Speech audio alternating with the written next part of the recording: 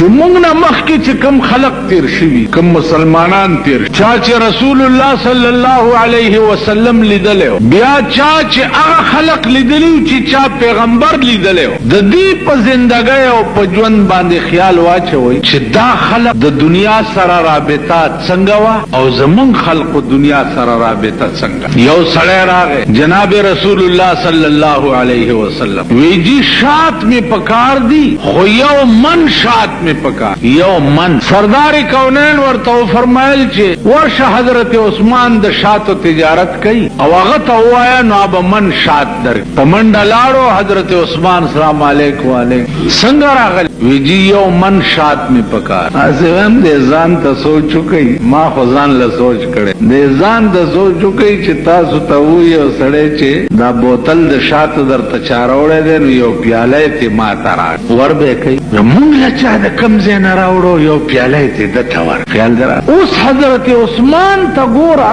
چې سړی ورته وی چې شات می پکار دی خو یو من. زمون مالت کې او امام د جمعې پښپا ورته چرته ملنګ راغله چې جی لګا ډوډۍ را هغه وی چې هغه وی لګا روټه راکا وګایم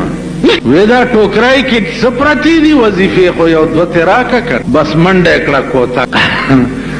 ملنګ مخ کې منډه وي جمعات کې دی اور پس چې په د پاس زر عالم مالکات څه چل دی چې جمعات نه پیابت راو وی مولا صاحب غږ مکه وقابوی والے او مخ خدای تر اخلاق چل څو ویل یو دوه وظیفه می ته غو اسی ما ځان له سوچ کړي. تاسو مونږ ته په دې سوچ پکار دی چې حضرت عثمان ته یو سړی راځي چې شات راکاو یو من را. حضرت عثمان ته پکارو چې کوته کې اور پس راغسته وي چې من شات څوک چلا ور کوي. هغه بچیا کې کینولو چې سات تیر شو حضرت ازما خبره وی قافله را روانه ده د شات او ان شاء الله چې تا فرمایش به پورا ته ترغه کینولې ده او وخت مناسب روټای په خورولې ده چې قافله را ورسېده د 200 خان. نو حضرت عثمان رضی الله تعالی عنہ ساروان ته وی چې ترغه بل کار مکاوه چې سو پورې دې سړی ته من شات نه و د مخکینی وخنه بار کوس کا من شات ته د تور کا چې دې زی بیا بګو هغه ورته وی چې جی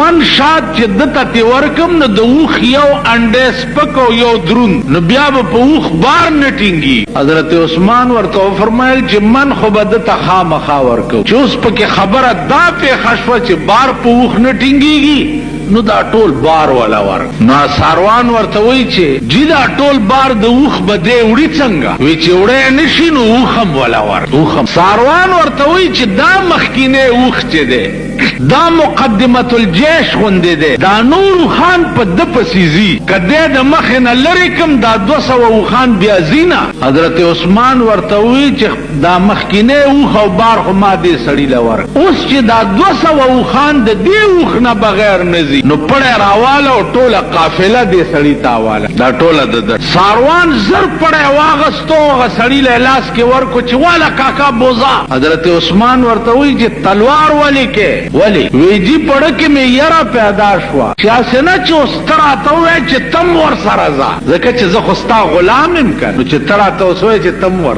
ولی چې تور سره دې بدل وای عثمان تا د پاره به ما غوندې مریونه ډیر پیدا شي او په خدای مې دې قسمی چې ما د پاره به تا غوندې آقا پیدا نه. عزیزانو د ورکړې چل دې ورکړه دې ته